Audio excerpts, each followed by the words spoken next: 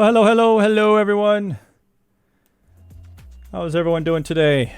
Let me get that background music turned down just a little bit there. All right, let me know if that background music is too loud or too quiet or just right. Setting that mood. Oh yeah. So I hope everyone is doing well today. I'm doing pretty well. Not much to complain about. I was up pretty early this morning. I had a very... Oh, Dan, you don't hear any music? Uh-oh.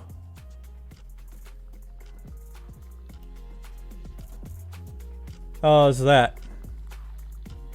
Oh, is that? You should hear something. You probably just have sucky headphones. Harrison! Good to see you, my friend. Good to see you. Thanks for joining.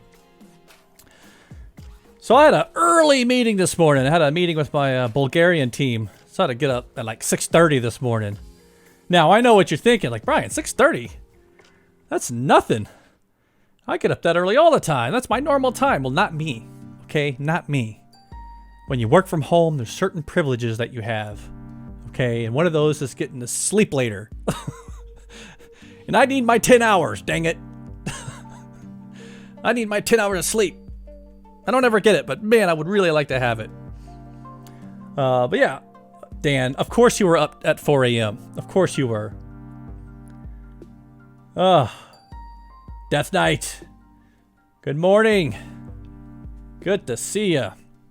We're just talking about how early Dan gets up because it's ridiculous. Harris, 6:30 is when I leave the house and go to the office. Yeah, so you know. My office is like, you know, just like 30 feet from my bedroom. So, V Gray, hey, I see you, my friend. Thanks for the follow. Your follow is appreciated. Yeah, I don't know if Dan ever sleeps. You know, he puts this little on our Slack channel. I know he puts this little thing to not end just so I don't bother him because I'm always bothering him. Like, Dan, what's up with this? Especially with the MVP summit, he's been really quiet. He's been really quiet during this week because this week is the virtual MVP summit, and I have to watch all the night sessions because I have to work in the day now. Like, I'm sorry, I can't just drop everything, right? So I watch all the night sessions, but it gives me time because Dan tells me which ones I really should attend. It's like, oh, dude, this is a good one. You need to watch this one. This one's important. And yes, Dan, I did attend the one last night that you told me to attend, and you are right. There are some very, very interesting things coming that we will need to be prepared for. Death Knight, I need 6 to 8 or my anxiety gets bad. Yeah, you know, I need a solid 8 hours. Now, I haven't been going to the gym in the last like 2 weeks for obvious reasons, right? There's like this virus going around you may have heard of. So I haven't been going to the gym, and that has been killing me. Like, you don't know, like, the gym was my escape. You know, the gym was how I relieve all my stress. It's how I helped maintain confidence in myself. I felt good. Because I work from home. I never leave the office. I never leave the house because I'm always working. And so the gym was my excuse to get out of the house, be active. And now I don't have that.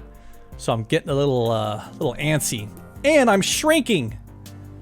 Like, my shirts used to be like all tight. Now they're all like all loose. I'm like, oh my God, I'm wasting away.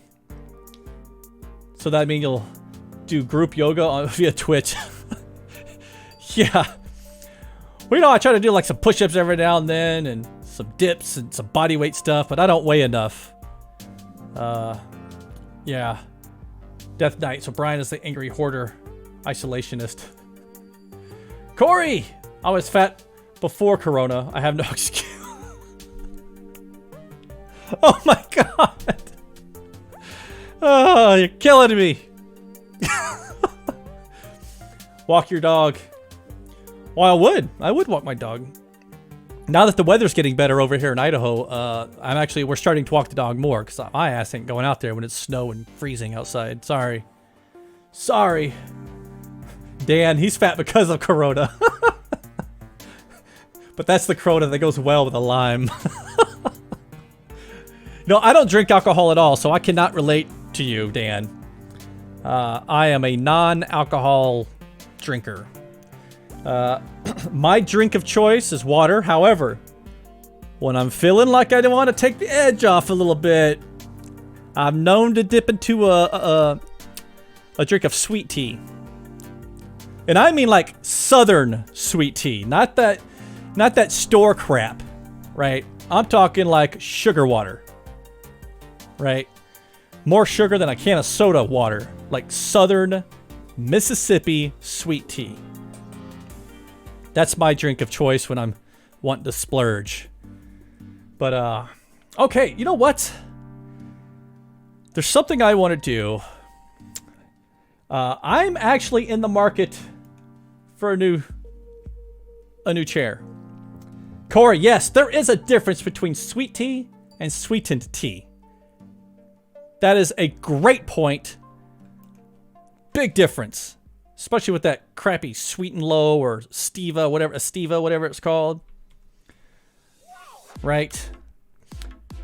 So, I'm in the market for a new chair. And I heard about this company called Secret Lab. I don't know if you've heard of Secret Lab, but apparently they make really good chairs for sitting in, for like gamers, right? Gamers will sit there in that chair for like 16 hours playing games. And I thought I would look at what kind of chairs they have. Dan, are they funding this? No, they're not funding this. I am literally looking for a new chair. feels like a paid promo. It is not. Actually, I've never actually sat in one of these chairs before. However, I heard that they have chairs that are meant for tall people. Like this one right here. So, I am 6'3" tall, right? And most of the chairs that I get in like the local stores suck. They do not fit my my height. Like it just doesn't support me well. So I heard about this chair.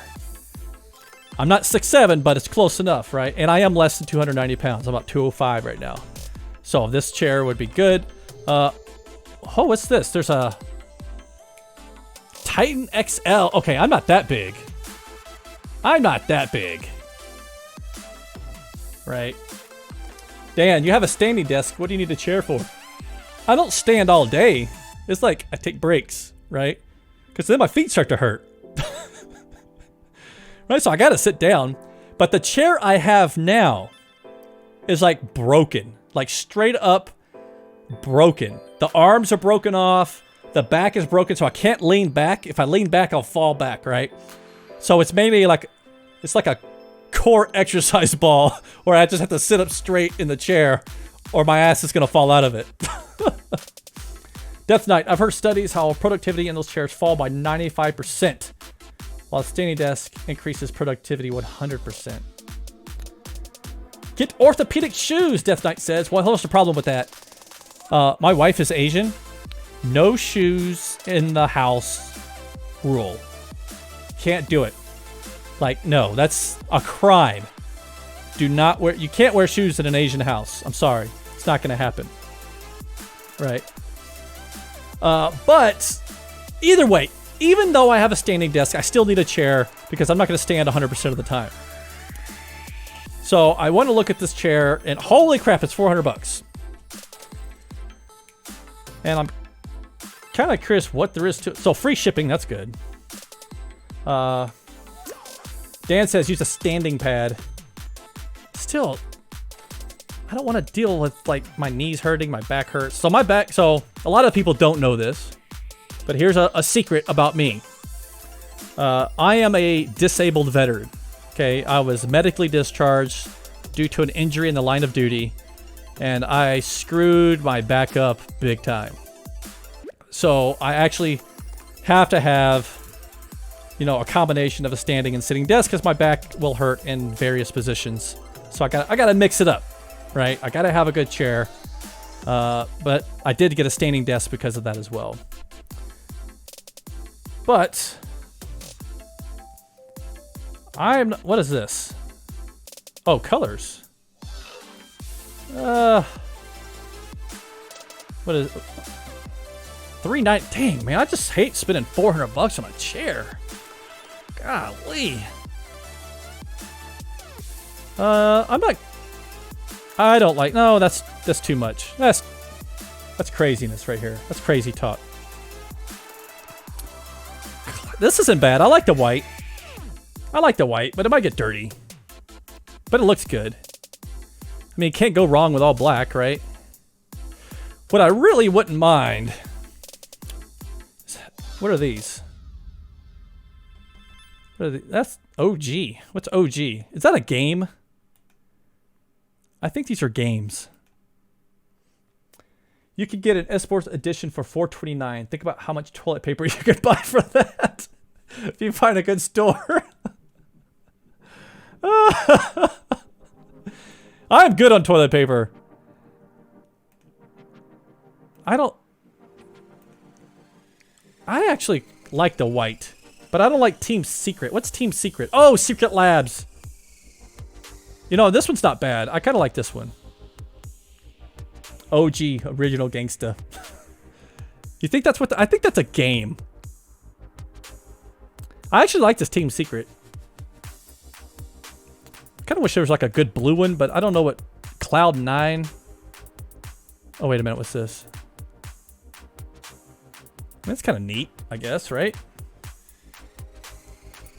It'd be cool if they could do the Live Coders logo on it. Ooh, or... Dan, I could do better than that. It'd be cool if they could put my face on it. Now we're talking. Now we're talking. I don't know. Can they do that? Can they do like a... I don't think they do a custom one. That'd be cool if they could. Want to sit on your own face? Fun deal. What? Yeah. Yeah. You know what? I can do that. If my face was on my chair. Okay. No, they. I don't see her like a custom. That would be awesome if they did custom. Death Mao. You know, my kids drew that. I don't know what the heck that is. Ooh, Hal Stark. Well, these are like some fun ones, right? I don't know. I think I'll just go with the plain old just... But I don't like the gold. This isn't horrible. Kind of goes with my decor a little bit. Oh no, I'll come back to this. I'll come back. I'm not going to buy it right now. I just want to do some research on these guys. And I'm sure there's other like chair companies out there. If you know of a good chair company, put it in the chat because I need a chair. I don't know. Team Secret's okay. I could be Team Secret. Although I might want a cloth one, honestly. I don't know if I want leather. All right. We got to get to work. We have to get to work. This chair looks kind of cool. I'll see if I can get my company to expense it before I buy one. Right? It'd make me feel better. If I can get my company to pay for it, I mean, I'd feel a lot better about getting an expensive chair. All right, what are we doing? What are we doing today? I know what we're doing. Where's my PowerPoint? PowerPoint. I think... Yeah, we were talking about ViewModelLocator on Tuesday. We're talking about ViewModelLocator. We're working on those slides, and we have to finish up a sample. Right? Oh, here's one.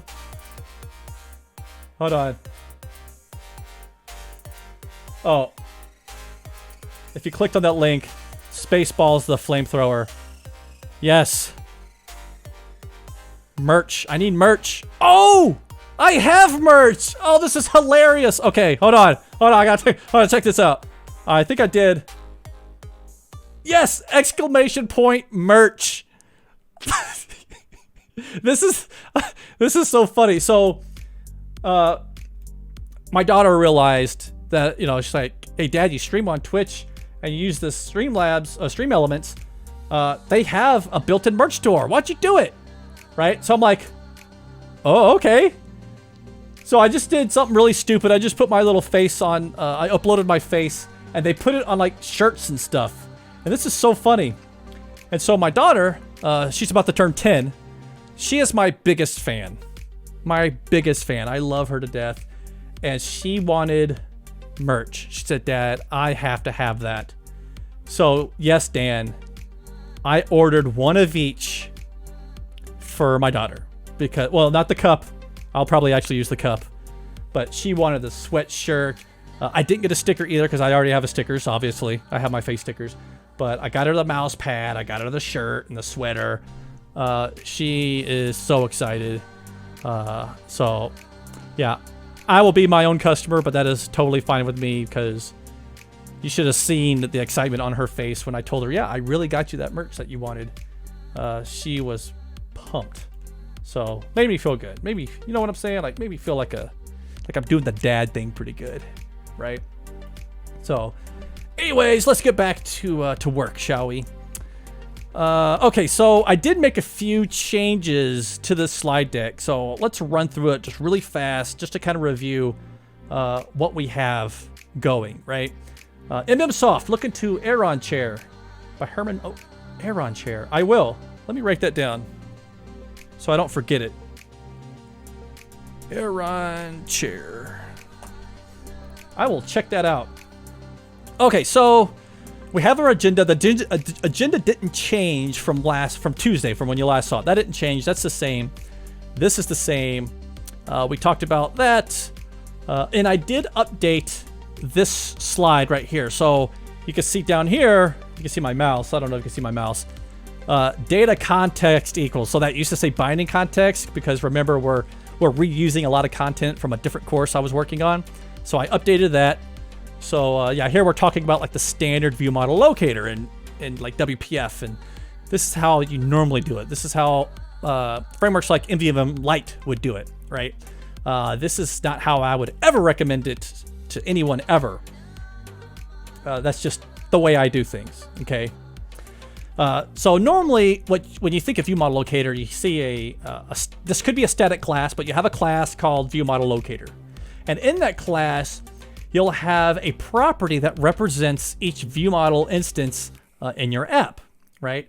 And then you would declare that as a static resource, either in your application.resources or somewhere else. And then you would bind your data context of your view to a property that represents that view model, right? Using that ViewModelLocator as your resource. This is like no bueno. This is horrible. Don't ever do this. If I walk into a company and they do this, I'm quitting. That's how bad it is. Like, do not do this. So bad. So bad. Right? Simon, I invested in an Aeron when work from home. They are expensive but fantastic. Shop around though, as you can get them for half price. Still new. Ooh. And you want the second gen model. Let me write that down. Second gen. Hopefully they have chairs for people who are 6'3", not all short backs, right? So yeah, so in the slide deck, we're like, nope, don't do that. That sucks. You're going to use the Prism ViewModelLocator, which is an attached property. It does all the view model construction using dependency injection, sets the view's data context, it's convention-based. View namespace, view models namespace, right? We went over this on Tuesday. And then I have like a visual, right? We went through the visual. We have a view called view A. Plus view model equals your view model name, which is view A view model. Then we talked about there was a naming convention exception, right? There's an exception to this. Actually, I'm thinking I should. Let's do this. Let's make this clear. Well, maybe not all caps. Oh my gosh. There we go. Exception. MMSoft, I'm 6'3" and have an Aeron chair. Love it. That is great to know. Great to know, actually. Dan with the subscription. Twitch Prime. What? 2 months? How do you do that? I'm just curious. I have no idea how to do that. I'm still learning Twitch.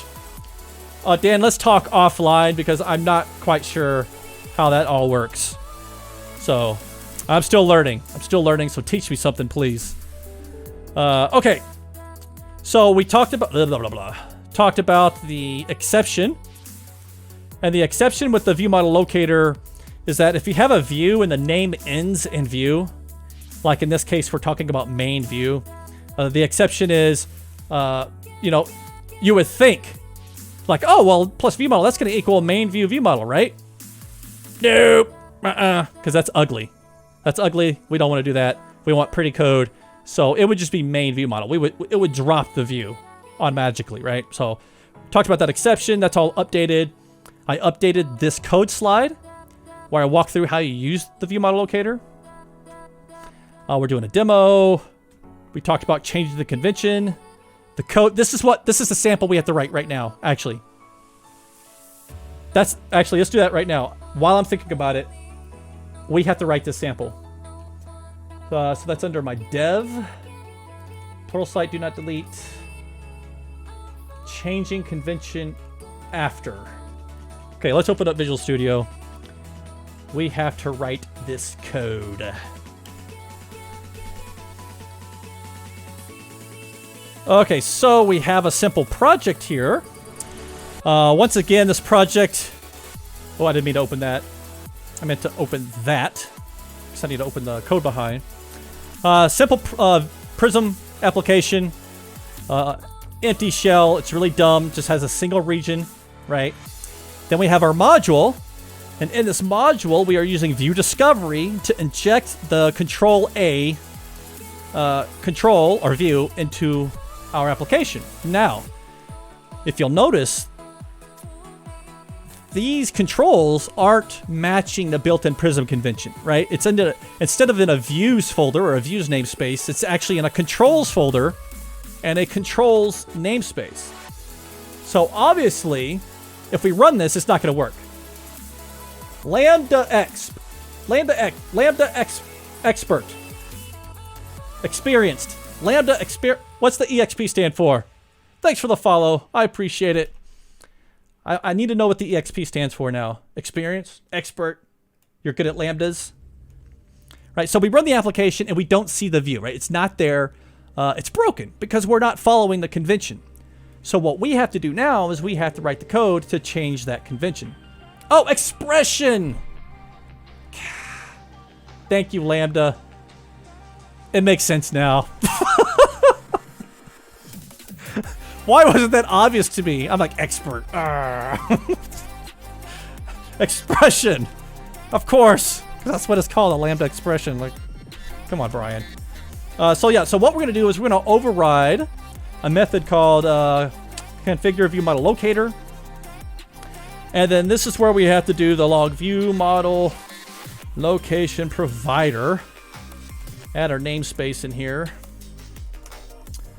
Dot set default view type to ViewModel type resolver. Woo! That is a mouthful. And let's do one of those lambdas right here, shall we? Shall we? So this actually has to return a type. But for now, we're going to return null. So the code we're going to have to write is... Let's get the view name. So we'll say view type dot full name. We need the full name. Hold on. How do we want... Let me run this and step through it, actually. Let's think about the logic here. Yes, Dan. Dan, he's kind of slow. I'm very slow.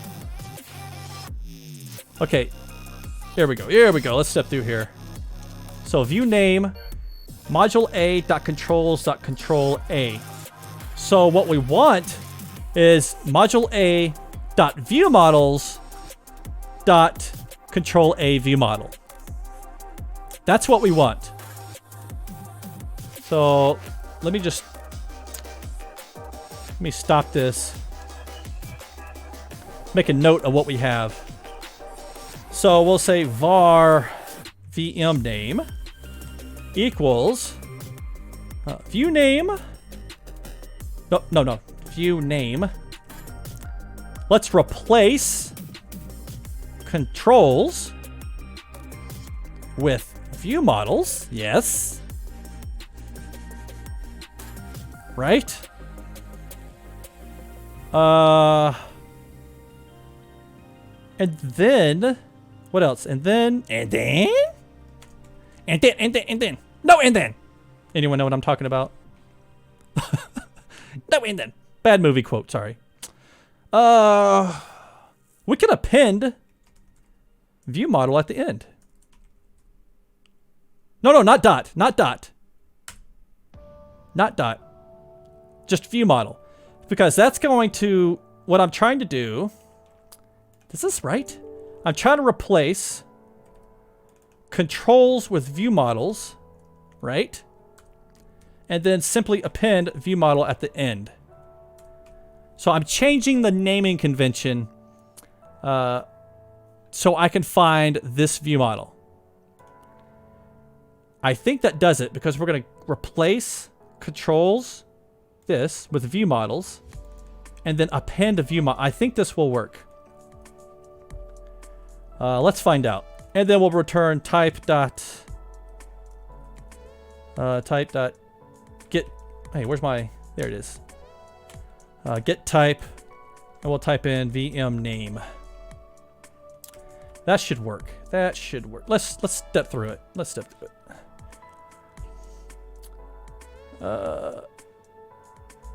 View mod. Yeah, that looks. So now, wait a minute. Are we sure? That didn't work. That didn't work. Why didn't that work? I have an error in my logic somewhere. I have an error. This looks right. Module A dot view models. Control A view model. That looks. Wait a minute. I don't think I can get the type from that. I think I have to have the assembly name as well, actually. I think I have to have the fully qualified, right? Yes, that is right. So let's go var assembly name. Is that right? I think I'm right about that. View type dot assembly. Oh, what if I do assembly qualified name instead of full name? Let's try that. Let's change this to assembly qualified name. I think that might be better. Okay. Module A.controls.control A. Okay, got that. So this is going to give us... No, that's not what I want. Can't do that. Okay, let's just get the assembly name. Oh, okay, var assembly name. Okay, assembly name equals view type dot assembly name.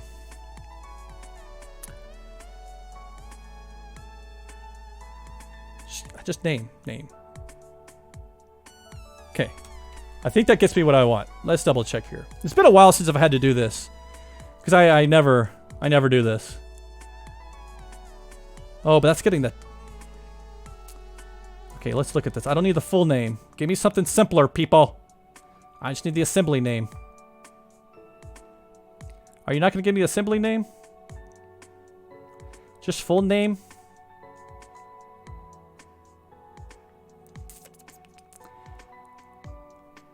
Okay, let's look at view type.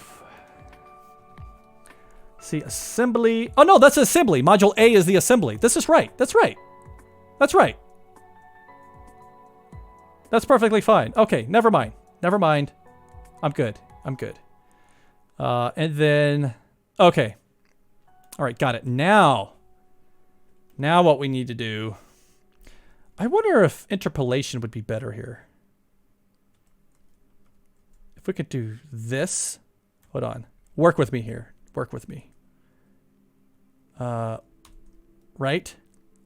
Right, this is the thing, right?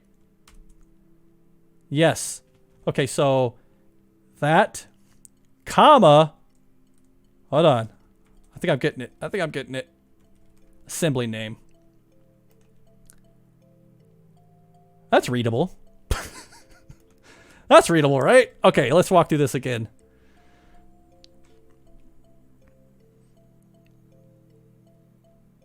View A dot view models dot control A view model, and then the full assembly name. Yes, there we go. Fixed. We got it. I need some sound effects now. I need some claps, some sound effects. Those are always good. So yeah, so we fixed that. So that's the demo. So when I record this Pluralsight course, I'm gonna memorize this next time, so I know what the heck I'm doing. But yeah, that's all that it is. Now, like I said, I don't ever do this. I use the typed approach. You know, we already wrote those samples. At least I think we already wrote those samples. Let me bring this over. Didn't we already write that sample? Custom view model registrations. Let's look into this file. Yes, we already wrote the sample. See, this is much easier. View model location provider dot register control A and then control A view model. So much easier. Or you can use a factory. Right. Okay, cool. So that's done. All right. Check. We finished that. And it works. Beautiful. Beautiful, beautiful. All right, so this is the part of the slide deck where I was talking about doing all of that mess, right? Your convention logic, and then you have to you have to return the view model name. I don't know if that's a good explanation. Instead of view model name, maybe it should be like fully qualified view model name. Right. And then that's when we go into the demo, and boom. Changing convention. That's the demo that I will show will be the one we just wrote. Perfect. Then we talk about the view model registrations. This is all good. Yep. There's more ways to do this, but these are the only two I'm going to show. I'm not going to show the other ways because they're not as good. Talk about that, and then we do demo, and then the course is over. Okay, perfect. We are done. Wrap it up. Boop. Save. Finished. Simon Gehring.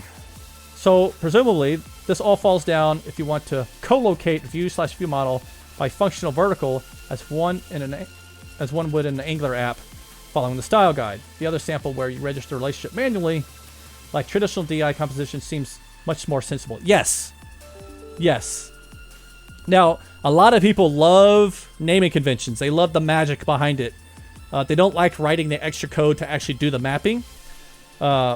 And that's okay. That's why you could do it multiple ways. You could use the naming convention approach if you follow that. Otherwise, I would actually recommend doing it the other way. Now, having said that, when we get into navigation, it makes it so much easier, period. You don't have to do any of that crap. It's just going to happen for you automatically, right? All that registration and all that, it's done for you when we get into navigation. So that will be nice when we get there. So what's next? What's next on our list of things to do? So that was ViewModelLocator. Let's scroll down our proposal. Breaking down view composition, ViewModelLocator, responding to user interactions with commanding. Yes, I like this one. Okay, let me copy. Oh, actually. So what? Wait. Module 8? Okay, module 8. Let's copy this, paste. Module 8. And we'll open up these slides. M8 slides.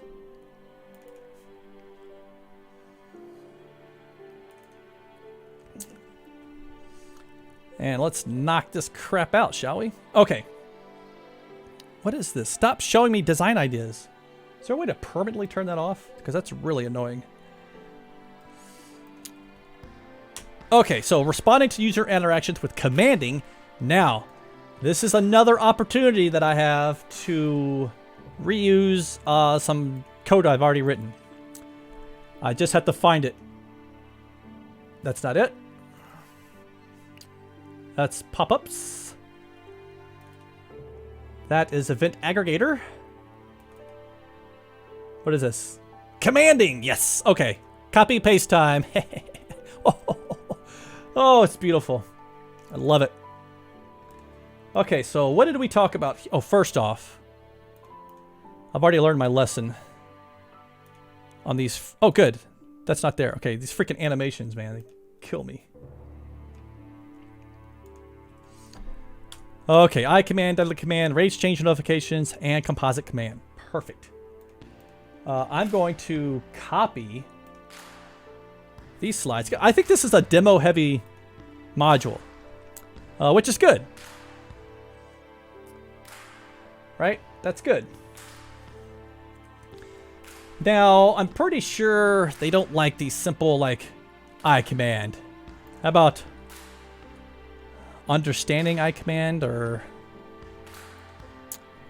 yeah, how about that?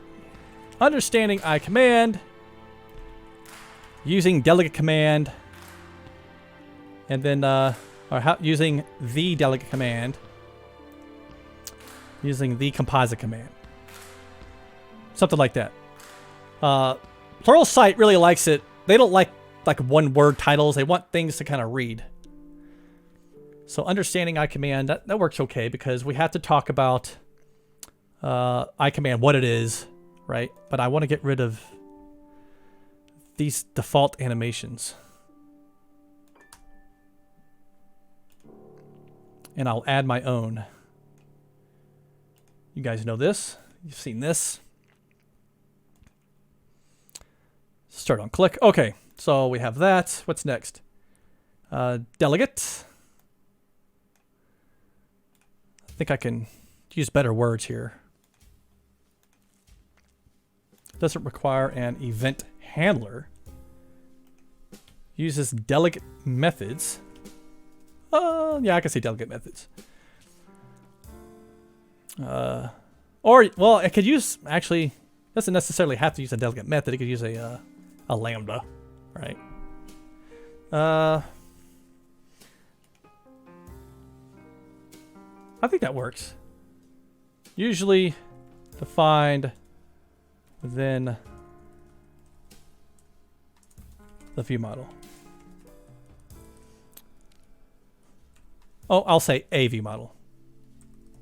How about that? Yeah, actually, you know what? Nope. Defined within a view model. No more, oh, it depends. Nope. It's a view model. You use commands in a view model. That's where they're used. That's just how it is. Okay, and then we talk about... oh, wait a minute. We have some spacing issues here.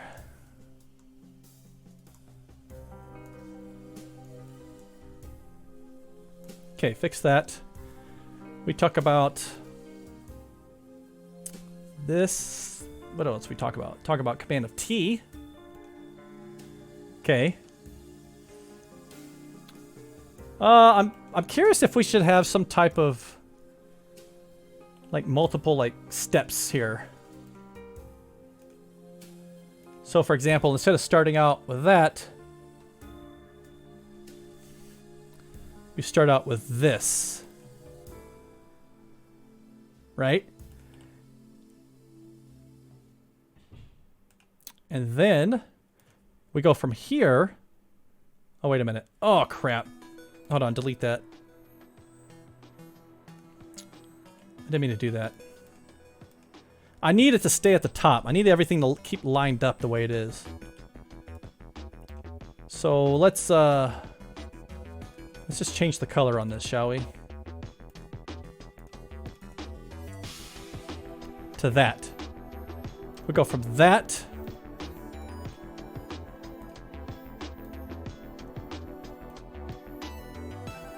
to this. Right? Go bam, bam. Then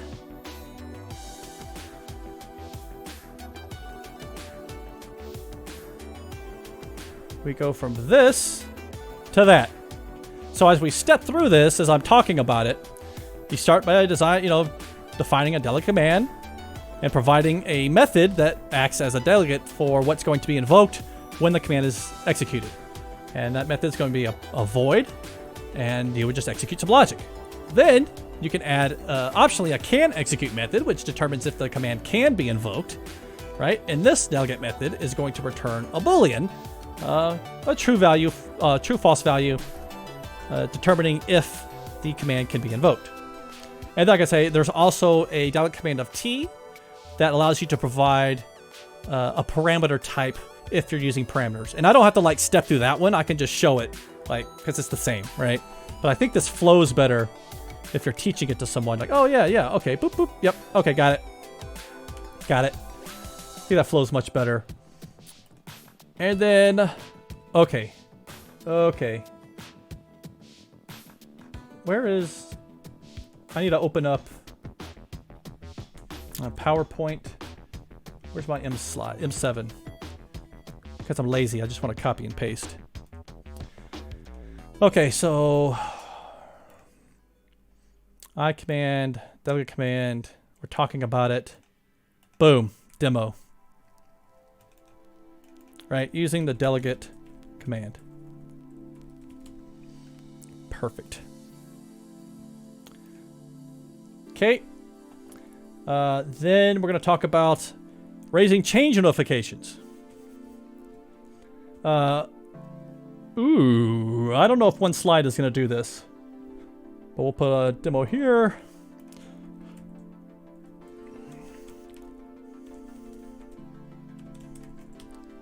Raising change notifications. And then after this one. Oh, no. Undo.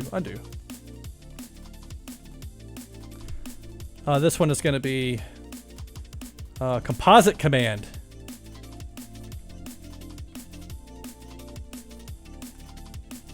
Using a composite command. Ooh, yeah.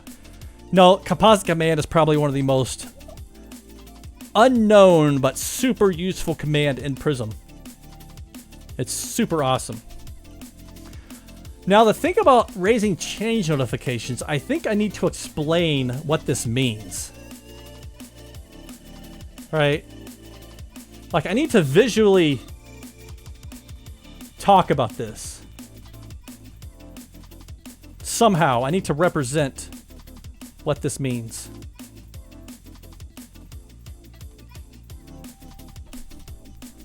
Whoops, undo. And that's probably not going to, I probably need a title only here. Let's think about, crap, I don't even know how to visually represent this. Dan, I think it's going to become way more powerful for Xamarin devs in the not too distant future. I agree with you 1000%. Yes, the things that are coming with Xamarin forms of Next is awesome. Can't wait until we can talk about it. It's gonna be so fun. It's gonna be painful for a lot of people, but it's for the better. It's for the better. They're making some good decisions. Okay.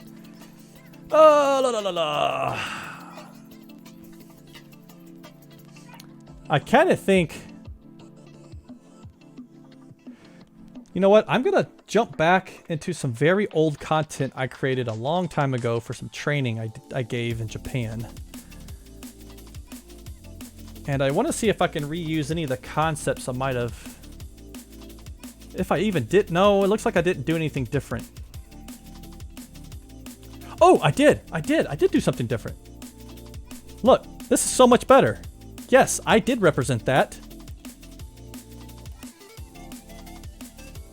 Yes! I totally forgot about iActiveAware too for composite commands.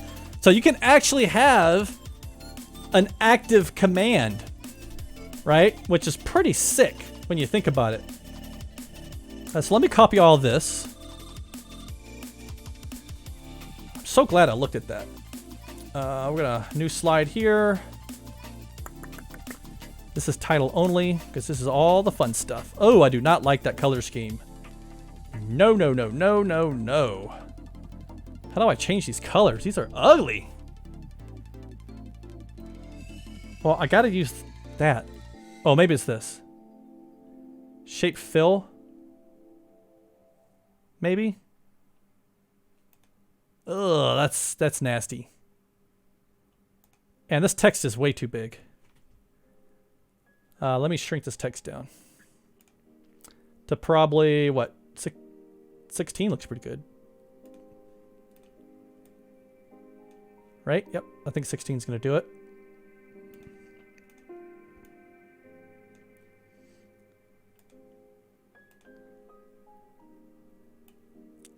Definitely need to pick different colors here. Look, you and me on the Charles River. Was there any animations on this? I'm just happy I never felt that before. Let me go back to the other slide. I want to make sure I am capturing. Oh, I did. Oh, there are. There are. Look at that. But these didn't seem to come over. Oh, they did. Oh, but they're the same color. Okay, I need to change this to blue.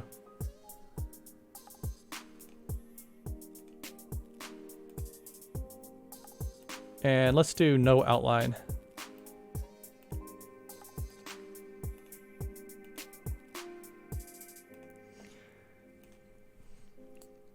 This would look so much better.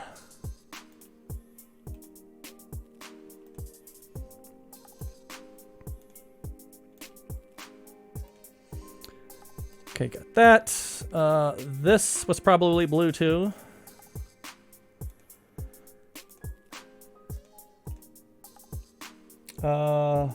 I mean, it doesn't have to look exactly like that. Oh man, I guess it does. I should make it look the same.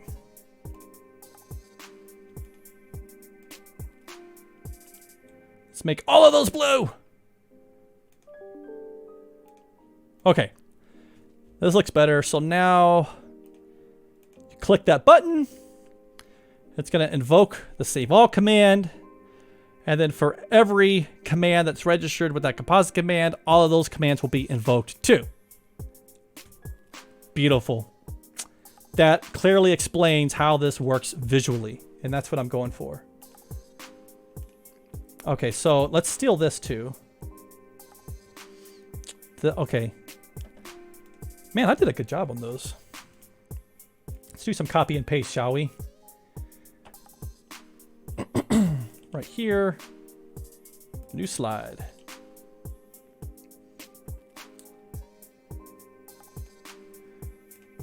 Okay,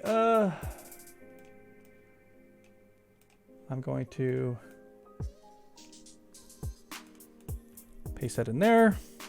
Why are my colors changing? Stop changing my colors.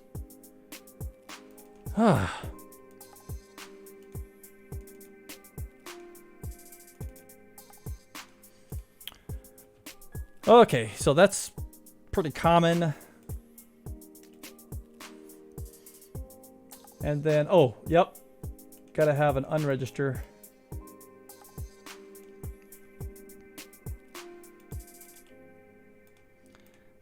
Bam, gotta do that. And let's just highlight the save command because that is what we're calling this method off of. Sysgo, you could paste with the original format. It won't override your format then. Yeah, probably like when I hit Control V, I had to hit that little helper icon, say paste the original format. I was just lazy and didn't do that. Okay, and then I need to copy. New slide. This is going to be title only. Paste. Oh my gosh, stop with this design idea crap.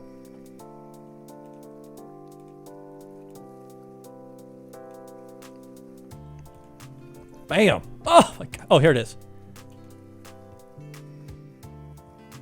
Oh, but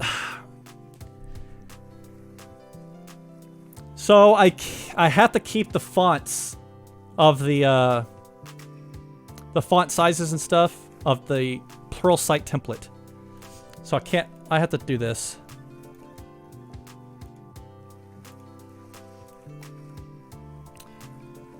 shape. We'll go fill with the blue again.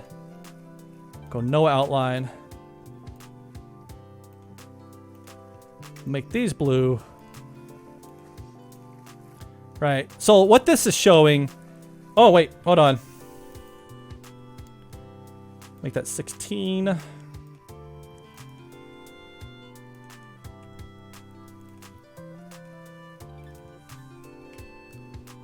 This one might have to be smaller. Oh, no, that fits. Look at there. Sweet. And I feel like I should put some type of shadow on this. Just like a little one, right? Yeah. Yes, that. I need that. Just to separate that background just a tad, right?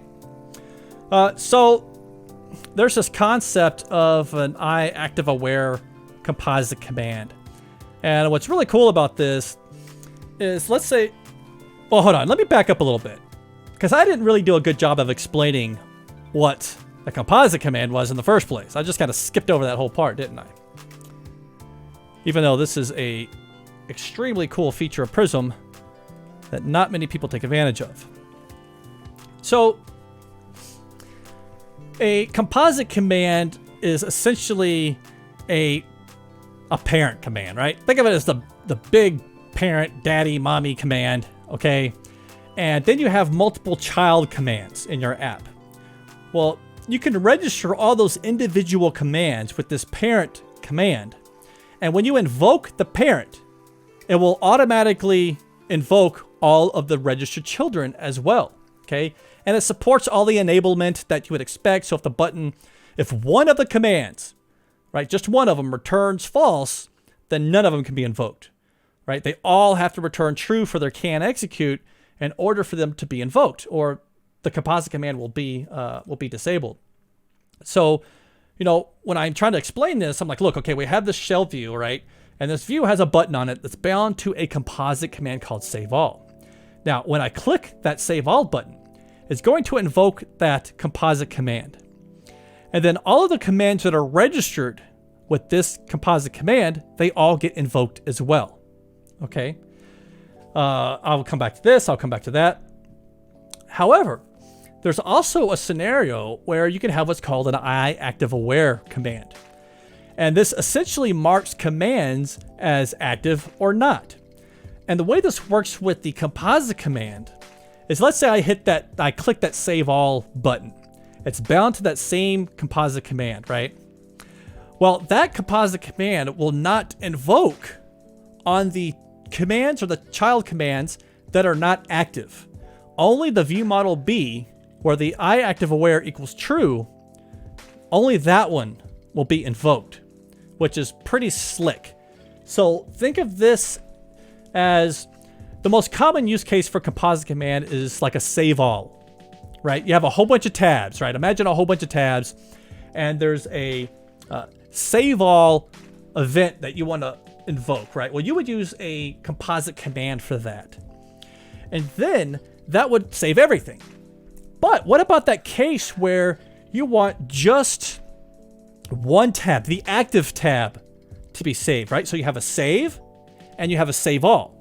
Well, you don't want to have separate logic for saving. That's ridiculous. You want the same logic invoked each time. You just want to change which instance of that save is getting called, right? So if I have 3 tabs, view A, B, and C over here, and I say, oh, I want just a selected tab. I'm just going to do a normal save, right? Just a save icon. Well, then I'm going to invoke save on just that active view model, that active tab. However, in the cases back here where we want all of them to be invoked, that's the save all, right? So we're going to call the save method on all of these at the same time. So that's kind of the power of the composite command. It's pretty freaking cool. Okay, it's pretty sick, actually. The thing about this, did I put this in my other slide, this old slide?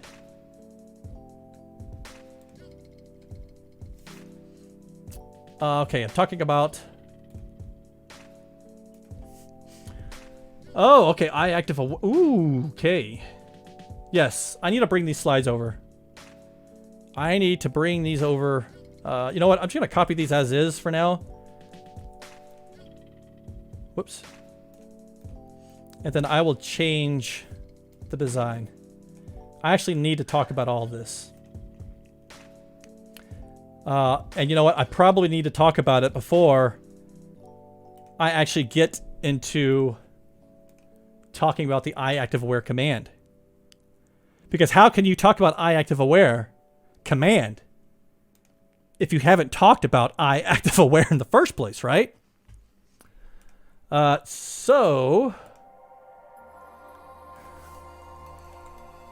hold on, let's... creating a composite command. Oh my gosh. Enjoy, Mr. Ban! Thanks for the follow. Appreciate it. Okay, so here we are. I'm not worried about this. Oh.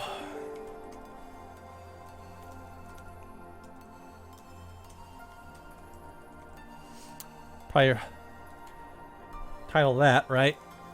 So we're talking about this has to go. This has to go later.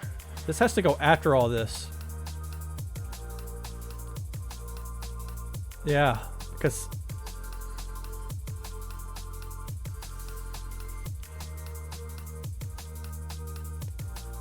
yeah, ooh, okay. Oh, okay, I can simplify this a tad bit. I can simplify that. Okay, so we're gonna have another demo.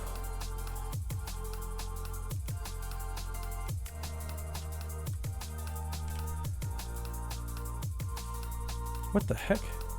Using an aware command. Okay. So we're going to talk about this demo. Oh, so I do need to update this.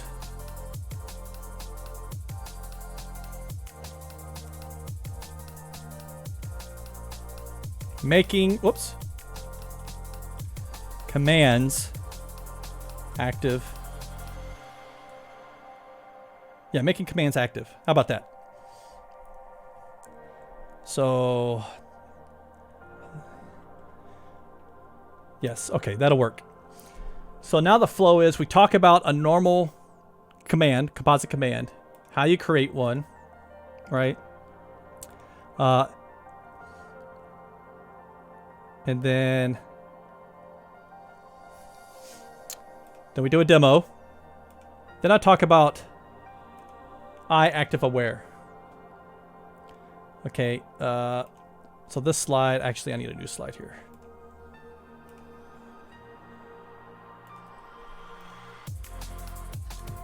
Let's change layout.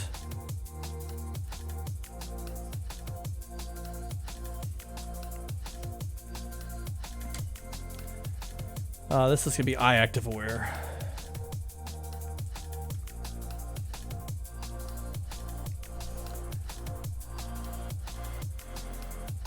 I need to think about the best way to represent this information. Like, I'm okay with this, because this is what it is. Wait a minute. That's a different color. Did you see that? And that's a different color.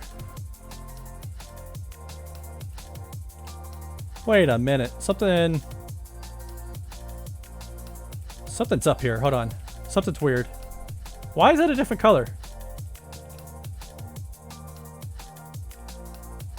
Oh, strange.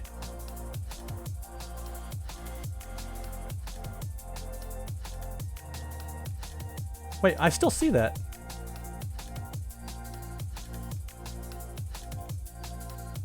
Do you guys see that?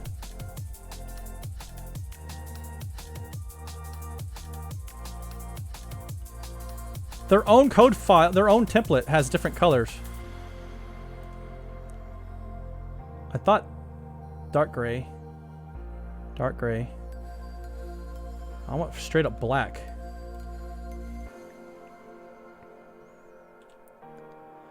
Well, so much for copy and paste. That totally kind of screwed me over, didn't it?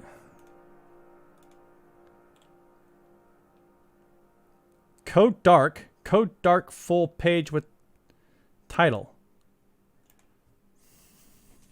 Interesting. So fix that. These look normal. These are all faded out.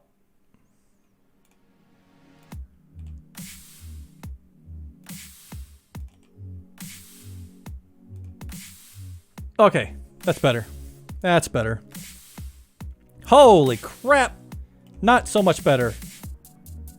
Not so much better at all. Look at that.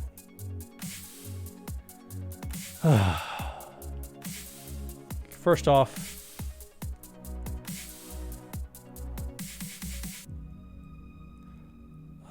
this is going to be, hold on.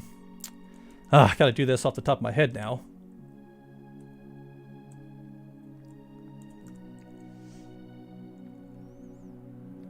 I might need Dan to help me here. Set property, ref, value, wait. Yeah, ref value. Wait.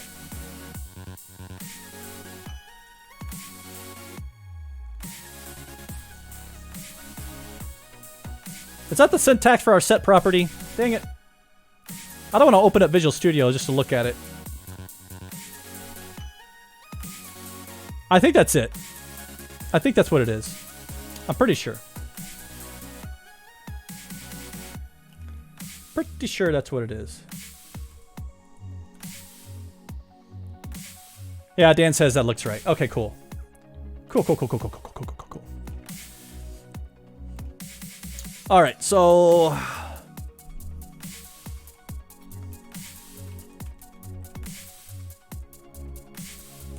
And this is how we implement iActiveAware.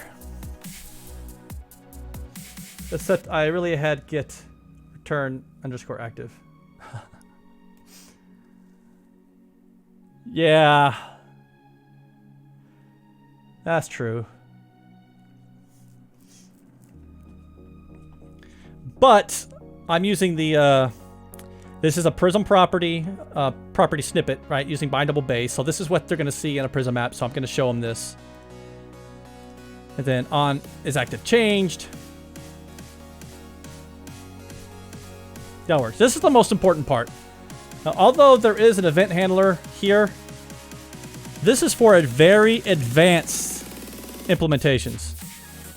Prism doesn't actually use this code internally. So I'm not honestly sure why it was ever added to the interface. Personally, because Prism doesn't use it. Now, it's helpful if you ever need it, but if that was the case, you would just handle that yourself. So yeah, I'm not sure why that was ever added, personally. Maybe in Prism V8 we remove it. But we probably can't do that because people might actually be using that. That would be a complete break. Unnecessary break. It's not hurting anything at being there. It's really not. Okay, so this one, I'm going to copy this out. We'll paste it in place.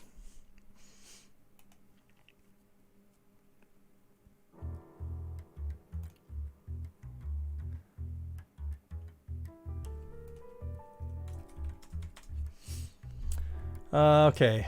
Huh, of course, Dan. Of course, you're all for removing it. You don't care about breaking people at all. Well, because you mainly deal in Xamarin Forms, and Xamarin Forms, they'll break you every release. They don't give a crap either. So it's just the mentality when you work on Xamarin Forms. Just break. Doesn't matter. Break. But in WPF, we care about breaks. Death Knight, you might be able to architect around it in V8 and remove it in V9.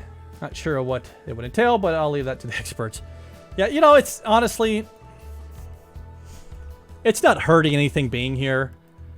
I mean, if anything, we could put an obsolete attribute on it and see if anyone complains, right? Because my view is if Prism doesn't invoke that, it shouldn't be on the interface, period. So maybe we do that. Maybe we just do we mark that as obsolete. And what's that? Dadheem? Daddy me? How do you say that? Thanks for the follow. I appreciate it. But yes, see, Prism does not use this code, so it should have never been added to the interface. If someone wanted to implement that, they could easily do that on their own. Like faux show. Faux show. So maybe we should consider that. Just to clean it up some. Maybe just mark it obsolete. Okay, so what do we got here? We have... Okay, I'm not worried about that so much. Make sure... Okay.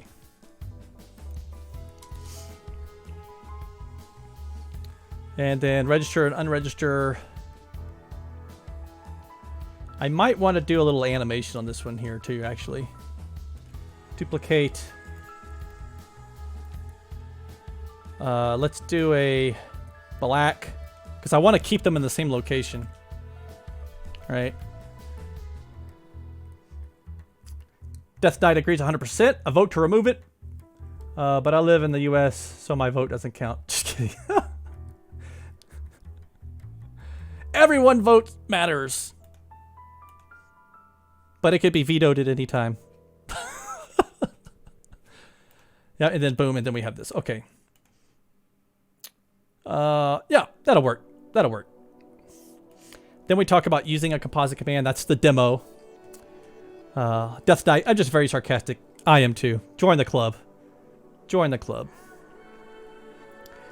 Active aware. Okay, so...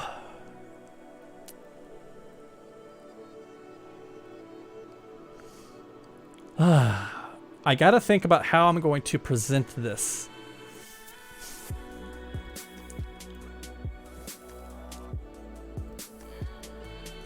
Ooh, that's... I should highlight this, because this is important. That... How do I... Is there a way to highlight? I'm pretty sure... Like, yeah, like I need this to stand out, because this is... Highlight. Ooh! Ugh! Yuck! Yuck! Yuck! Okay. Okay, maybe not highlight. No highlight. Hey. Hey, stop that. Stop that. Undo.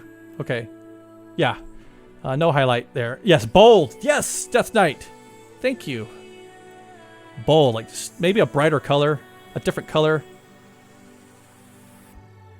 And then this changes. It's just white.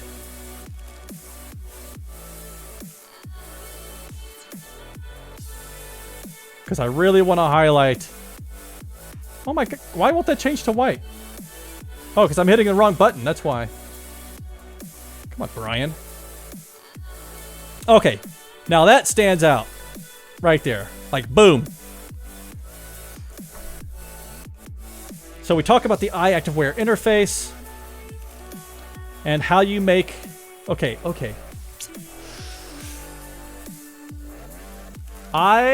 on, let's think about this. Maybe we should...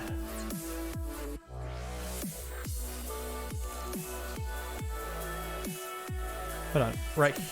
I'm trying to think of how, when I'm talking about this, what's going to make sense. So first I talk about what it is, what it's used for. What I mean by that, so I can talk about, okay, yeah, this is used to determine an active view. This is very useful for tab or MDI, multiple document interface applications. And then boom, we're at this slide. This is what the iActiveWare interface looks like, right? It's a simple interface. It has a Boolean, is active, it's an event handler, blah, blah, blah. Then we can hop in here and start from, it's used, in this case, it's used to determine the active command, right? And so then I can talk about how it's used, it can be used with a composite command, and you set the DelegateCommand.isActive property, or yeah, property based on its value. That might be a little confusing. And then I could show this is how you would define that iActiveAware delegate command. CompositeCommand.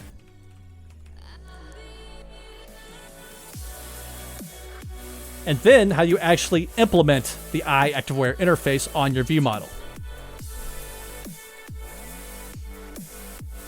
Then from there, what would a command that isn't active be? Well, in this case, you would set IActiveAware, okay, and you just set the isActive property of your command. This should be a different color. Well, okay, maybe orange. I might be going too heavy on the colors. I'm just trying to differentiate. You know, I'm just trying to make sure we understand the different parts of something. But yeah, the way you control that is you just set the isActive of the command. This is a delegate command to true or false. That's all there is to it. Now the IActiveAware interface, Prism controls that and will set that automatically based on if a view is active in a region or not.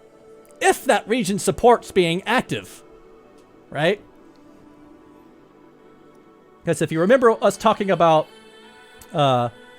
regions in the previous stream, we learned that a region can support one active view, multiple active views, or it could be not support activation at all. Well, guess what that controls? That controls the IActiveAware, right? Oh, golly, this is getting complex. This is getting complex. Should I even talk about this? Should this be considered an advanced topic?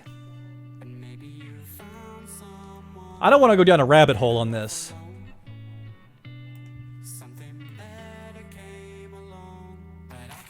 Oh, man, now I'm starting to think maybe I shouldn't talk about IActiveAware. Because it's used in navigation, right? It's used in multiple places.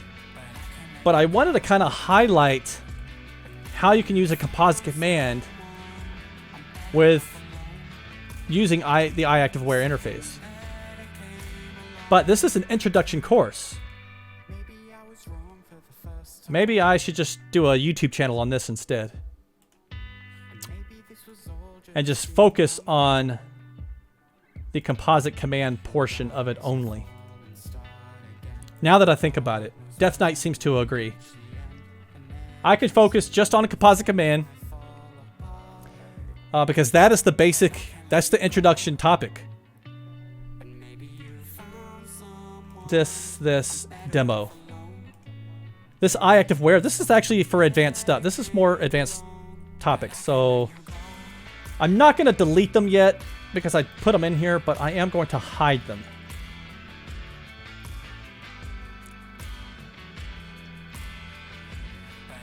Yeah, Death Knight, unless you had a good example to show why you would use it, it's kind of abstract. Well, the best example I have is a save versus save all. It's an easy sample to write, but explaining how all this works is quite involved. So I might just complement this course or this topic. I might complement this topic on my YouTube channel with just a free video, not part of the course. I could do that. Oh, man. Yeah, most people do understand the save versus save all concept. So it would be really easy to demonstrate. Super easy. Oh, crap, but I'm not sure. I'm not sure if I should talk about it. I'm torn. I really am. So let's do this. Let's do this. Let's start writing the samples for the delegate command. We'll need samples for raising change. Oh wait, I gotta think about this. We have to go back to this. We have to go back to this before we can write a sample. We have to talk about how do I visualize and explain what I mean by raising change notifications, right? Death Knight, perhaps record a video and let Dan or someone you trust watch it and see if they think it's cognitive enough for a first-time Prism dev, but more work for you. Yeah. Oh, more work. Story of my life. Dang, I just noticed looking at this camera, man. I'm getting a little rough. I need a shave. Holy crap. Dan, what you said, trust that counts. Counts me out, yeah. Wait, you said trust that counts me out. Oh, gotcha. Come on, Dan, use some commas. Use some commas. Separate your sentences so I understand. Wait, you said trust? That counts me out. Ha ha ha. See? That's how. Come on. Let's do some commas, some dot dot dot. You know, help me out. Help me read your comment. Death Knight, but you love work. Seems that way, doesn't it? Seems that way. Now, I have to find a way. Like Christopher Walken. You need more cowbell. That was horrible. Do not make a clip of that. That was horrible. I do not have a good Christopher Walken accent. I know some people who can really pull that off, but I am not one of them. Not by a long shot. Okay, so I don't want to just jump into raising change notifications. Like, I would like to have a visual aid to kind of represent what happens, what I mean by change notifications, right? So if we go to this view, let's copy this. I think we can work with this. Let's remove some animations. Or maybe not. Maybe not. Let's just change it to gray for it being grayed out. Oh! I'm working on it. Okay. That's something. Dan, now you know why the compiler always breaks, because I just write code and forget those damn semicolons. Actually, I haven't forgotten a semicolon in a long time. It's those damn closing braces that gets me when I'm like really nested inside some type of lambda or something. Lambda expression, you know what I'm talking about. You know what I'm talking about. Yeah, probably because you're a multitasking, Dan. Plus, that's what the compiler's job is, right? Yep. So my thought is, you know, we talked about the CanExecute. We've already talked about it. We talked about it up here, which is great. We talked about CanExecute and ICommand. We actually talked about CanExecute and ICommand. Enables or disables an element. So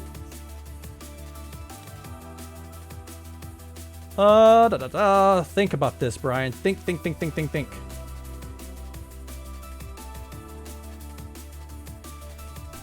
At this point, what have I talked about? That's a delegate command. Okay, raising change notifications. Okay, let's just kind of copy this concept. I'm just gonna copy this. Work with me here. Work with me.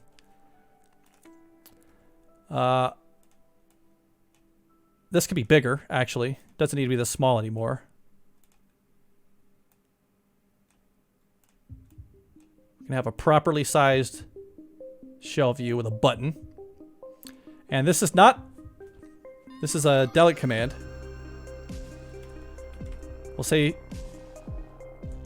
We can make this a little bigger now. Okay, and... Man, I want that kind of centered in the shape. I think I can format that, right? Format shape, text, alignment, middle. That's what I want right there. And I want this bigger. Yes, like that. Okay, so what I'm trying to say...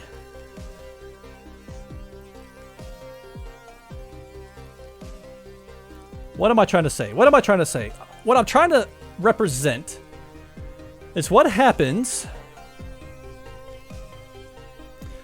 So when oh, okay, hold on.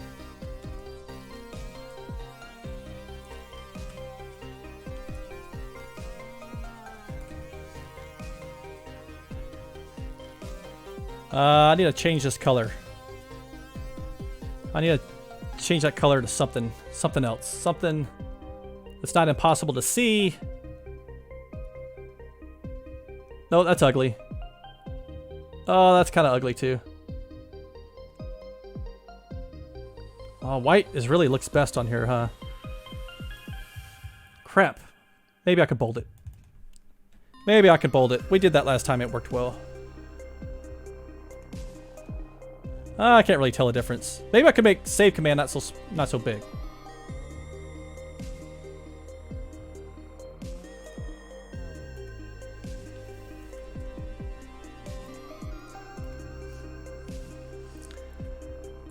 Asterix!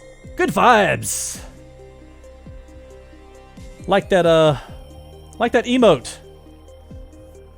So what I'm trying to represent here is what happens to the state of the button based on the value of the CanExecute method. Maybe darker beat. Yes! Yes! And let's make sure there's no... Yeah, fill. Okay, there's fill, but I don't want an outline. No outline.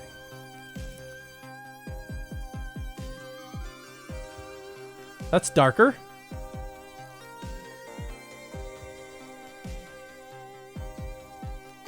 But I'm not sure what other color would look good. I'll worry about that later. I don't want to waste your time watching me fill it with colors. Let's get the concepts out of the way. I can come back and fix all this on my own time. Okay, so what I'm trying to get across is I'm trying to visually represent what happens when the return value of the CanExecute is true or false. So if CanExecute is true, of course the button will be enabled. However, let's go ahead and duplicate this slide. However, if it's false, then this is actually going to be gray. It's going to be disabled. Can't do it. Not allowed. Do not pass go. Do not collect $200. Okay, I'm losing it now. I'm losing it.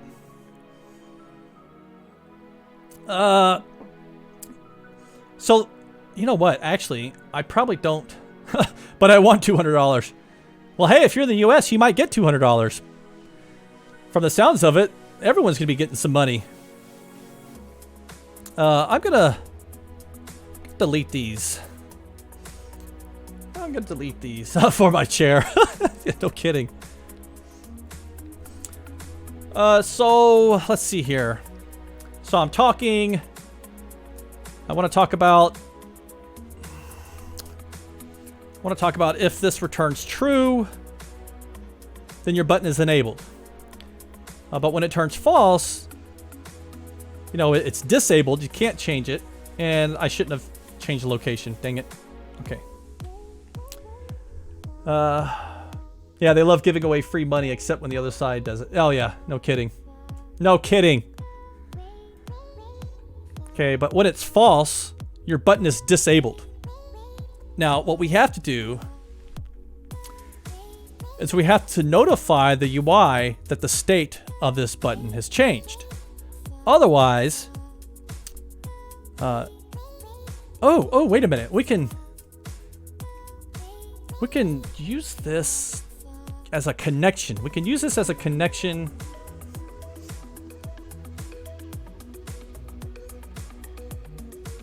Okay.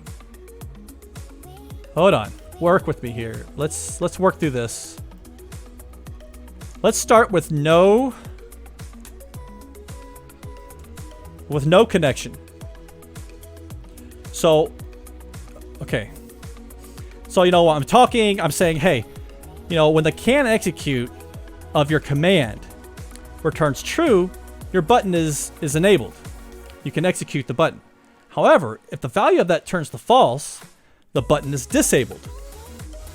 Now, what we have to do is we have to find a way to notify the UI that change has occurred so that the UI can make that change based on the value of that CanExecute method.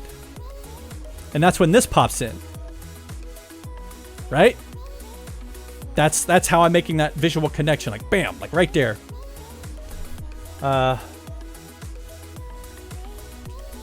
Uh-oh. Dan and Death Knight. Some politics going on there. I'm not touching that with a 10-foot pole.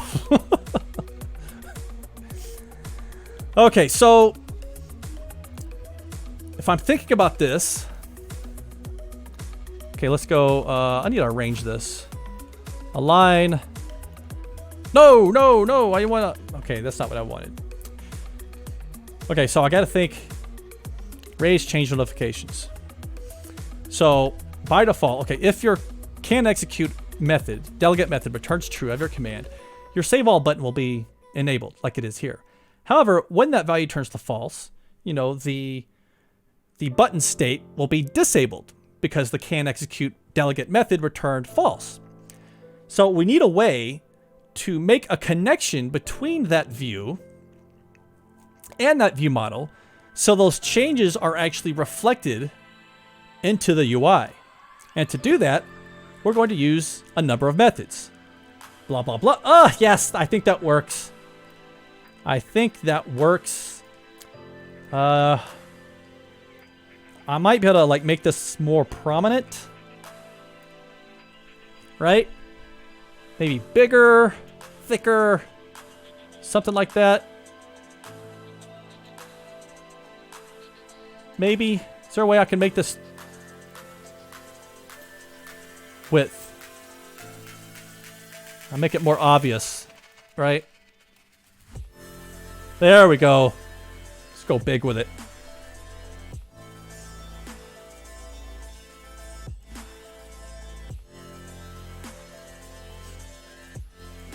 Oh, wait a minute. Wait, ooh, wait.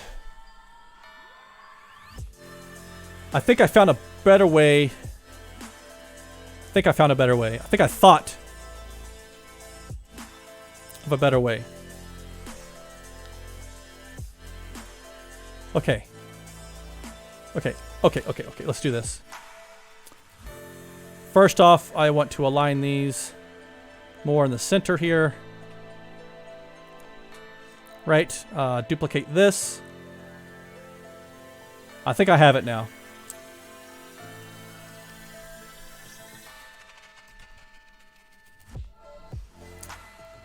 And then let's copy this.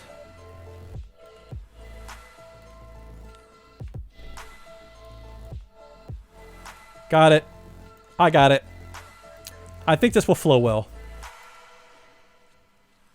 Do you want to have a darker... You know what? You're right. Let's do a darker outline. Not that dark. Maybe like... something like that.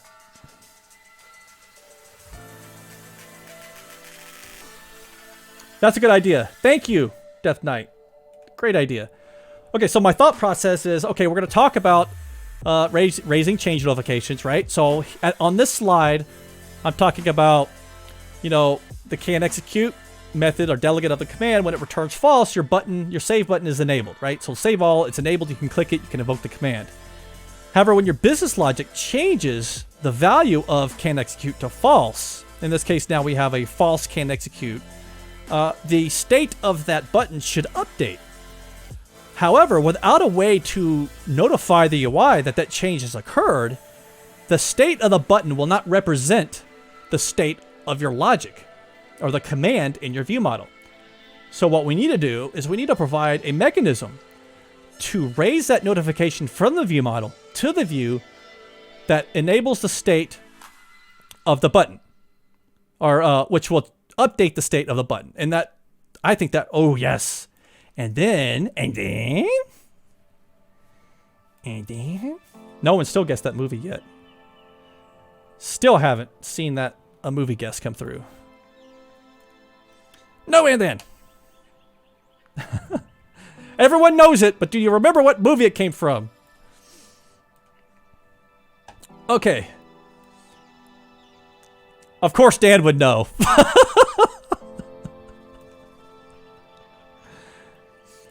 Okay, and then we have raising change notifications. Got it. We are golden. This is awesome. Awesome blossom. I'm excited. This one came together. Okay, let's just kind of run through this. we decided to drop this. I am not going to be talking about active commands. Right? Yep, dropping this. Actually, I'm dropping it all together. I'm deleting it. That's how confident I am that I will not be doing command activity in this course. Okay.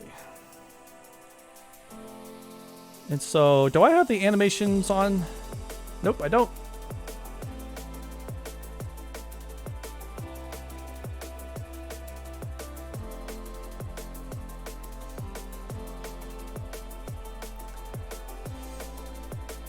Ugh. And I haven't even got to the real hard stuff, which is actually the recording part. We're doing the easy stuff. We're doing the easy stuff on the Pluralsight course. We're creating the content, right? We're organizing our thoughts. We're thinking about how we're going to present this information to our user. Okay. All right, so builds a UI gesture and binds. Okay, so binds a UI gesture to an action in a view model. I'll just say to an action. I could say in a view model. The ICommand interface is made of two methods: the execute, CanExecute, and supports the enabling and disabling of the element it is bound to. Now in Prism, we use what's called a delegate command. A delegate command is slightly different from a ICommand. Yeah. And uses delegate methods instead of an event handler. So, actually, maybe this should actually go first. Thinking that should go first.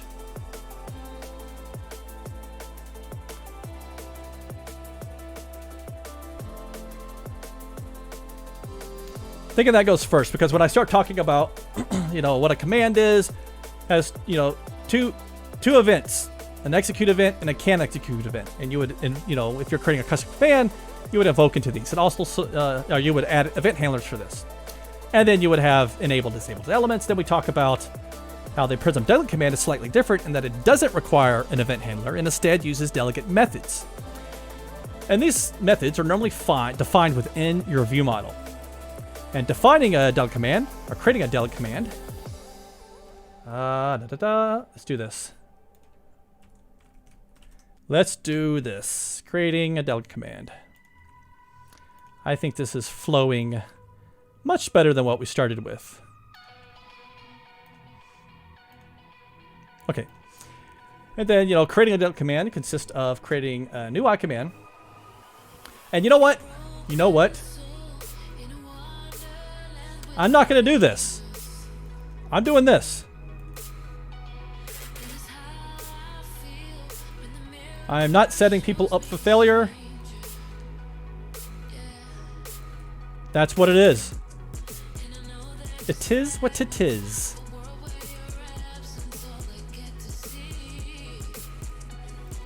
Yes, okay. I don't know why I was having... Do I have ICommand anywhere else? I don't think so.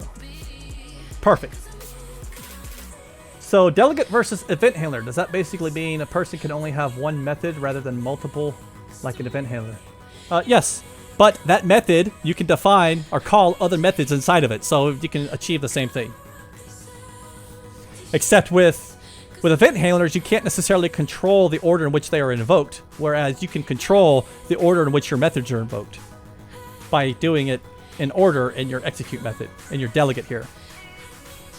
Right, so we'll say delegate command equals new delegate command, and you pass a method that's going to act as the delegate that will be invoked when the command is executed. And that's going to be a private void. You can also optionally add a CanExecute, which returns a Boolean, talk about all that mess. And then I could talk about how there's a generic version of this as well that supports strongly typed parameters. Okay, perfect. Then we go into a demo. Got delegate command. Awesome. Death Knight, sure. Was looking more into the reason why Prism does it that way. Makes sense. Yes, because we don't want to fiddle with freaking event handlers. This right here is way more syntactically pretty and easier to use than creating a command, hooking into the event handler for execute, hooking into the event handler for CanExecute, right? This is just much simpler, much simpler. All in line. You can also, hold on, you can also do things like this. Let me duplicate this just for some typing. I need some typing, people.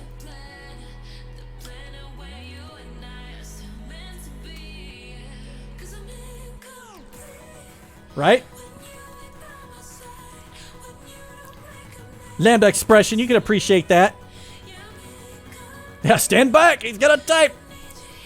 Lambda can appreciate this, right? So you can do things like this with delegates as well.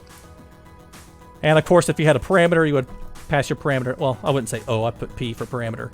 But yeah, that's so much better. So much better. Okay. Then we talk about change notifications. I'm curious if I should throw... Yes, let's throw some animations on this. And then we'll have that up here as well. Okay.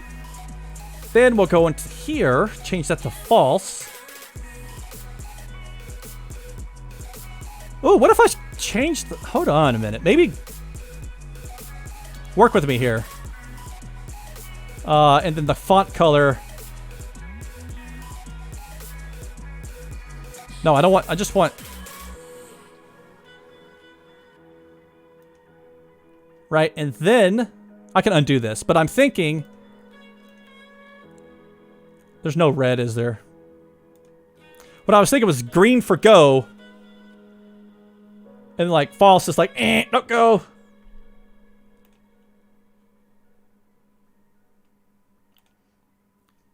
What's that look like? Right, so if I'm talking about, okay, we have a view and it has a button, and then we have a view model that has a save command on it, and the can execute of that command returns true, well, the button is obviously enabled. However, if you have logic that changes the value to false, see, I want that visual change.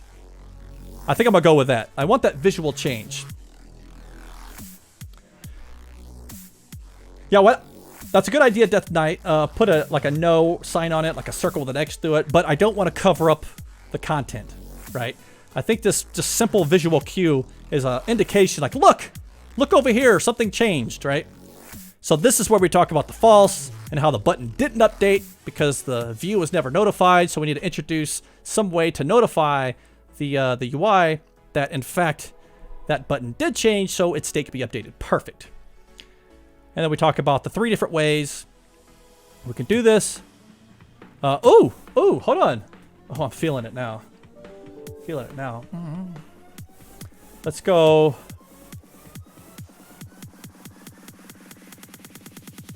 Let's take this. Actually, let's turn this to white. This is not the highlight. This is not what I'm trying to show.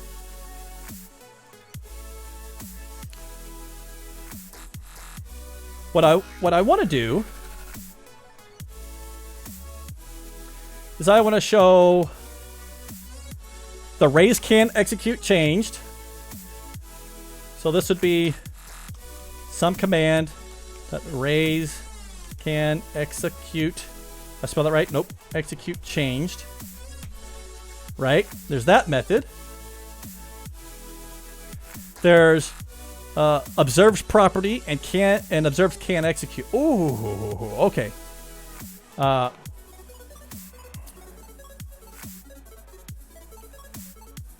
Okay, think about this, Brian. Think, how are you going to explain this one?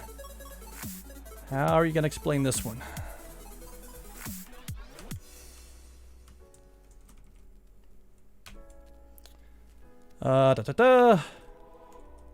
Whoops. My property.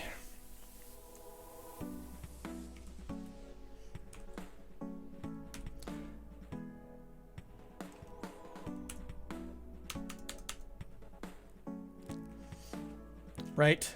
And then you can chain these together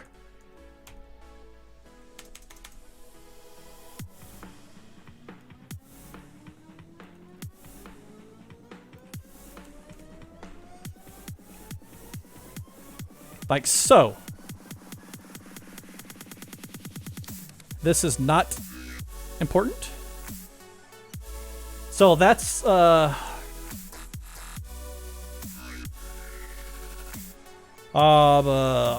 observes.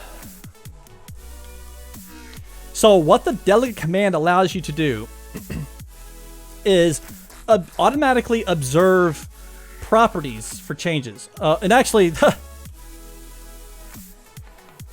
this needs to be like that. Because it's only helpful if you're trying to change the CanExecute or raise notifications for the CanExecute. So I'm glad I caught that.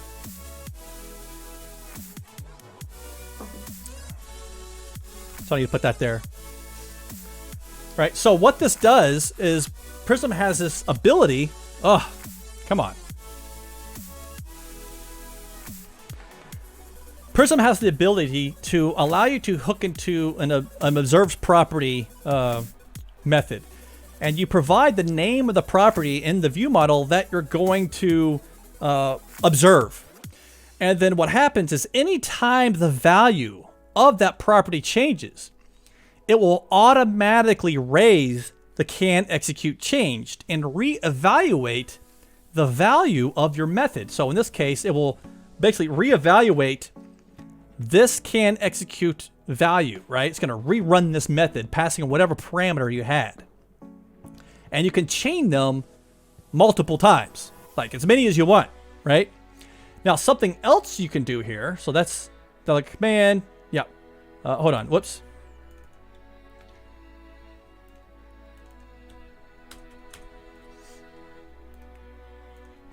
Chaining. Whoops. Come on. Chaining observes property, right? So yeah, so we have creating a delegate command. That's gonna be called. What am I gonna call this? Just raise can execute changed. So the first way is to manually call it. Just manually call the method raise can execute changed.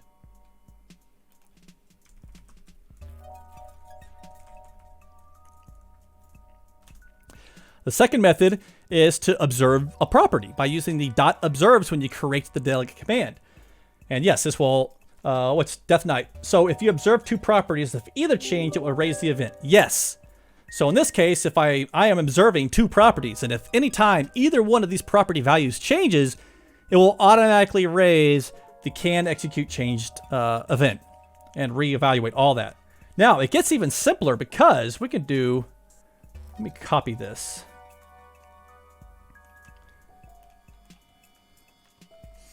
Because we can do this. Whoops. Yeah, this works. We can say .observes CanExecute.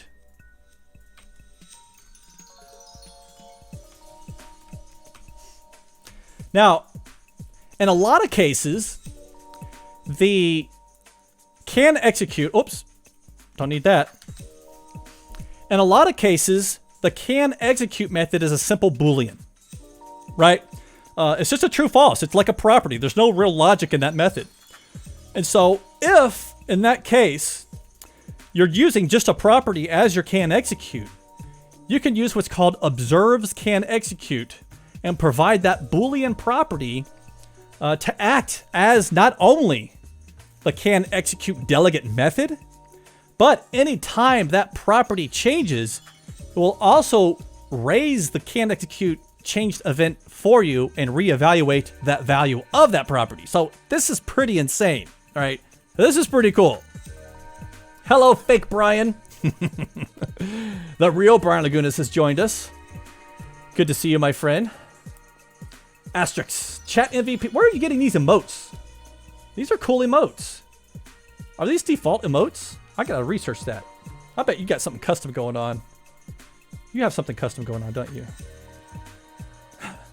The evil twin always has the facial hair. Yeah, well, you know what? I'm going to trim this up. This is getting a little crazy. It gets in my food now. Like I'm eating and oh, it's nuts. All right, then we do a demo on all three. Yeah, all three of these. We'll do a demo on all three of these. Raising change notifications. Okay, then we get into a composite command, right? The real Bron. I have a mustache. No. Yeah, I'm not gonna shave it completely, but I am gonna trim it because it's just too long for me. Oh, it's from a popular streamer. Asterix saying his the emotes that they are using is from a popular streamer, Carnage. You're sweet as rapper goatee. It's only because I can't like grow a beard. Like this has all been growing at the same. I just can't grow anything on the side. Like I couldn't even grow hair until I was like 27. That's ridiculous. I might as well be albino because I cannot grow hair. It's ridiculous. And you needed to know that, right? You absolutely had to know that. I had to shout that to the world. Okay. So let's think about this. Yeah, this works fine. We talk about a composite command. A composite command contains multiple commands. Think of it as a parent. Oh, wait a minute. Let's think about this. Death Knight. I let mine grow until it's too annoying. Yeah, and that's where I'm getting. See, normally I shave when I have to travel on a trip to go present somewhere or speak at an event or run an event or something like that. But all of my events were canceled. So I haven't gone anywhere. Hence, I haven't shaved. It's one of those things. So I need to take care of this.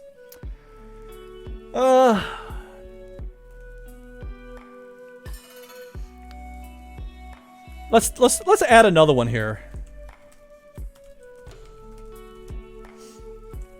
Acts as a parent command. Right. That's what it does. It acts like a parent command.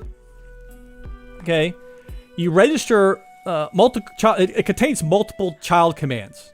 So let's indent that.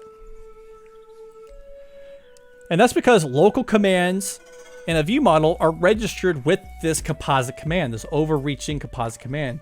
Greg! Hello, my friend. Thanks for joining. Okay, so local commands are registered, right? And then when that composite command is invoked, all the registered commands are invoked as well. It also supports enablement, but if just one of those CanExecutes return false, then everything's disabled.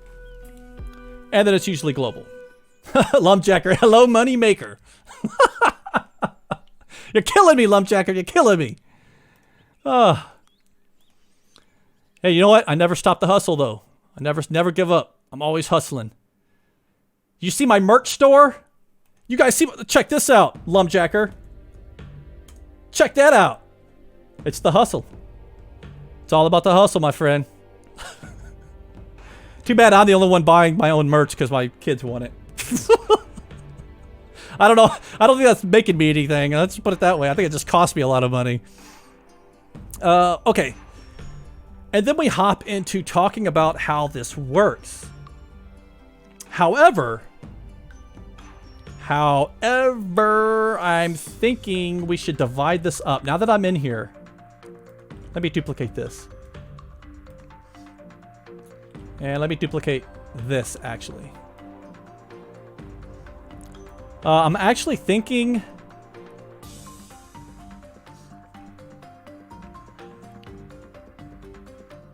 that's... I think I'm going to reorder this some. Like, how am I going to describe this? Lumpjacker, Brian Lagunas is my religion. You're hilarious. Hilarious. Okay. So I really want to think about how I'm talking about this, because when I talk about supports enablement, I might want to visually represent that supporting enablement as well. You know what I'm saying? Because we kind of did that up here. We kind of did that right here. But I want to come back to how the composite command works, right? So we all know, because I've been talking about it, that the way the composite command works is we have all these individual child commands registered with that parent composite command. So when you have a button bound to that composite command, you press the button, that command invokes, and then all of the other commands will invoke after that, right? But we need to talk about the enablement part. We need to talk about, I want to do what I just did there, except we need to back it up a little bit. I want to have one of these disabled. Can execute equals false. Right? And so none of that's going to happen. However, what could happen? So this won't happen either. That's how am I going to represent this? Let me duplicate this again. And I'm going to remove.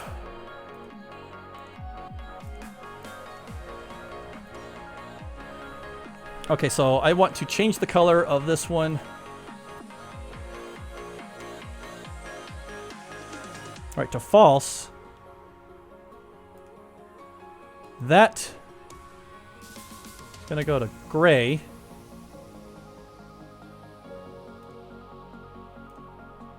Okay. That will go to gray. I want this to go to the same weird color. No, I don't want custom. Can I get a picker? I just want the same freaking color.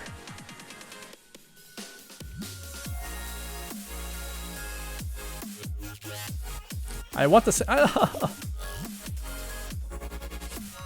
want this color. Dang it. Get all crazy with your red and green backgrounds. Well, what I'm trying to show is, so after I talk about this part, right, so I'm going into this. Oh, I kind of rearranged some stuff, didn't I? I did. I put global. Yes, okay, let me rearrange this. I gotta fix this one. 1, 2, 3, 4, 5. Okay, that works. Okay, so this won't be here. Actually, let me just change the color because I don't want it hopping up and down. Where's my color? Where's my color? Where's my color? There it is. There it is. Okay. So Death Knight, I was thinking maybe start with one command, then click add a second, but keep enabled, then add a third, but red, so the disabled. Oh, yeah. Ooh, well, that's not a bad idea, too. So my thought so far to get there is like, hey, look, yeah, this is how it works, right? And then I explain how it works. And then I say, well, it supports enablement in the will. And then I come into, well, what happens when something's false? I want to keep it simple.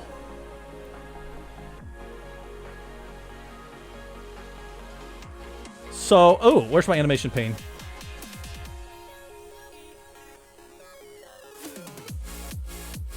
Wait, let's do this. Let's do this.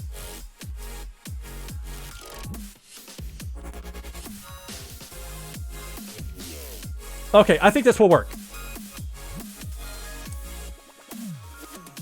I think this will work now. Let me just run through this to make sure. So after we talk about, so we're here, we talked about all this great stuff, how it works. Then we talk about now it supports enablement. And what I mean by that is assuming that we have, oh, wait a minute. Right here. Can execute equals true. Now, I don't really like the size of that. Right? Come on. Kind of want that a little bigger. Now I gotta change it. Come on. Let's duplicate. But I think we're getting there. I want to copy that. Can I paste? Oh, I can't paste those. All right, so we need a fill color. And this is going to be on click. Going to go to a gray. Okay, and then this. I really wish I had this color. I want this color. Dang it.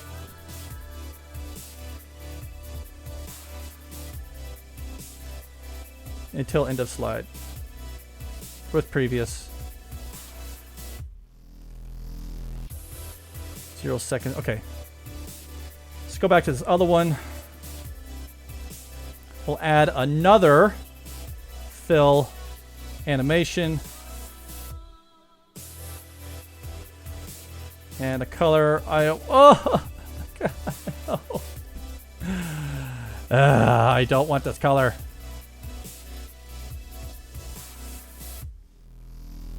Okay. Not sure if it matters, but would having CanExecute equals true be beneficial in all three boxes, or do you... I think I'm only going to have it on the one that changes. Because that's... I don't want to clutter, right? I don't want to clutter it up. Okay, so for color, I think you could drag the little circle to change the color. Not really like a color pickle, but it could work. Well, let's find out. Now it's not even in my options. Oh, wait a minute. I don't need a color. I don't need an animation on that one. This is just straight up changing the color. Because I went like this to this. Yes, yes. Never mind. I don't need that. Never mind. We're going to keep this cool like that. Yes, magic. Now we could talk about, you know, in the same case, we have all these commands that are registered, but if one of those commands turns false, then none of the commands can be invoked. And so false.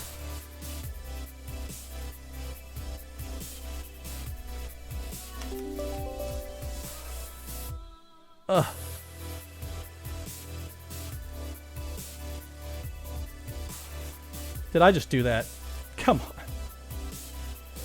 on. Okay. Dang it. This is making me mad now.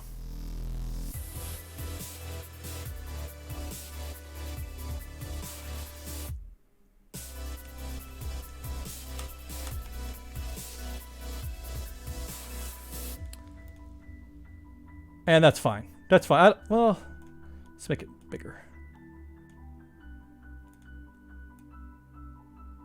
Okay. Okay. So delete that. Do this again. See, I steered you wrong so you can make the right choice. Yeah, I like that. Oh, let me adjust the location of this. More middle there. Right. This one doesn't matter. I'm kind of put it in the same spot. Now let's do this one more time. And then we'll have a winner.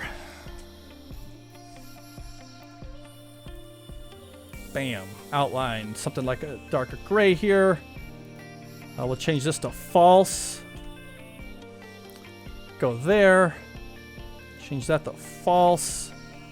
Hit that bad boy up. And I think that's it. I think we're good now. Yep. So now if one of those turns false, if just one of the commands, CanExecute returns false, the shell or the composite command itself, CanExecute will turn false, which will then disable the button it is bound to. Beautimus. Okay. Okay, then we could talk about creating a composite command. Does that make sense? I think that makes sense now. So, acts as a parent command, has multiple children command. It's usually global. All the local commands in ViewModel are registered with the composite command. And then when invoked, all register commands invoke. And this is how it works. Yada, yada, yada, yada, yada.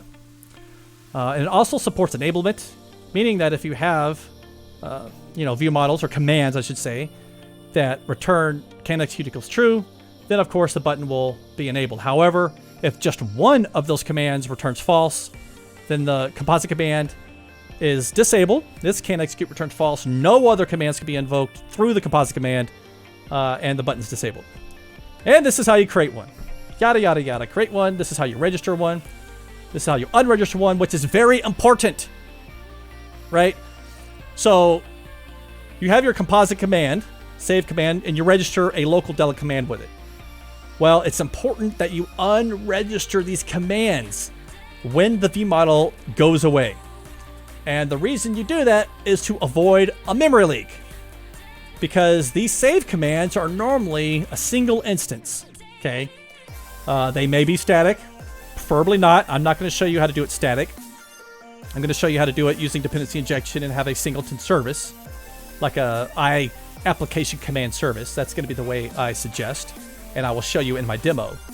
And then you will unregister the command when the ViewModel has gone away. Otherwise, that's a memory leak. That composite command would be holding on to that ViewModel via that registration.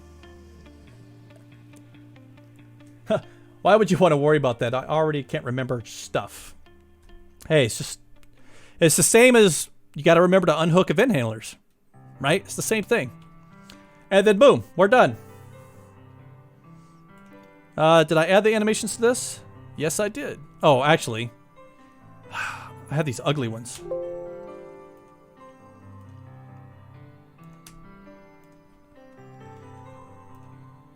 And animation. Just want to make sure they're all the same now. Erasing, change notifications.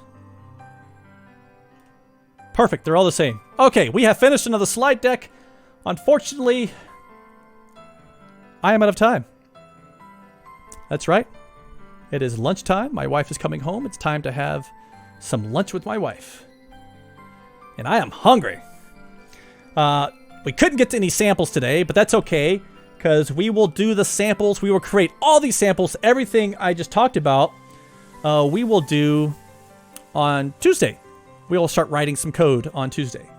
So that should be fun. Wait, your wife isn't in quarantine with you? She works in healthcare. So no, she's actually an X-ray tech. She takes X-rays for everyone. Death Knight, thank you, my friend. Thank you for your great participation. It really makes a huge difference in the stream. You may not know it, but it really does. Participation really helps the stream thrive. Right? Huh, Dan, I mean, look at your state. It has one whole infection. Well, I think we're up to 7 now. I think we're up to 7, to be fair. But yeah, it's nobody around here.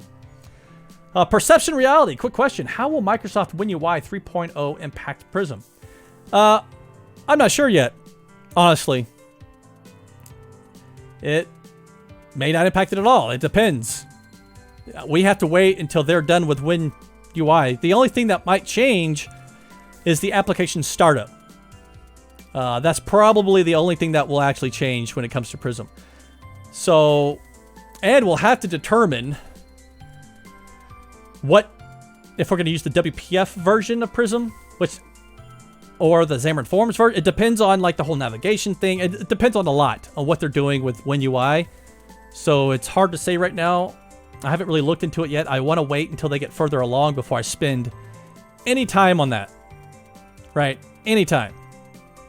So I'm going to wait and see what they're doing with that before we make any decisions on changes. But from what I can see so far, the only real change is going to be the base application class and how it starts up. Right? That's all I can really see. Okay. Okay, Death Knight wants to catch Dan's stream with Alan at like freaking 6 a.m. And that's 6 a.m. Pacific time. Like, oh my God, it's horrible. Really, dude? 6 a.m.? I need a puke emoji. God, makes me sick thinking about it. Who gets up at 6 a.m.? Oh, Harrison gets up at 6 a.m. Oh my God. I want to cry. You know what? Luckily for me, it's recorded. Right? It's recorded, so I'll catch the recording. All right, so let's go ahead and let's find somebody. Let's find somebody to raid. That's my singing voice. Isn't it wonderful?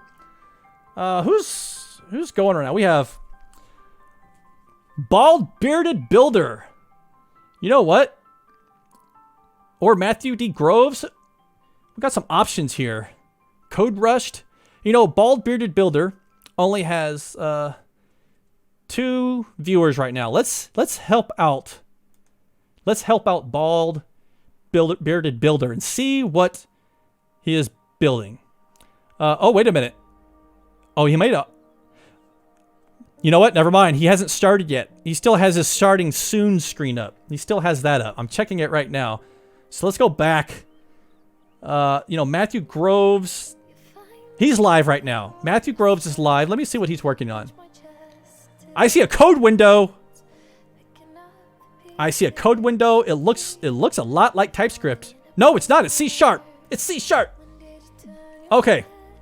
We're going to give Matthew D. Groves a raid. He is writing some code, and I'm interested in what he's writing. So I want to take this time to thank everyone for joining me today. I appreciate every single one of you.